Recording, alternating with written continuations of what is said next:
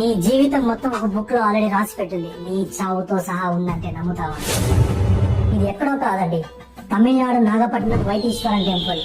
ఈ గుడిలో చాలా రహస్యంగా ఒక తాళపత్ర గ్రంథాన్ని దాచిపెట్టబడింది. దీని పేరే నాది శస్త్ర.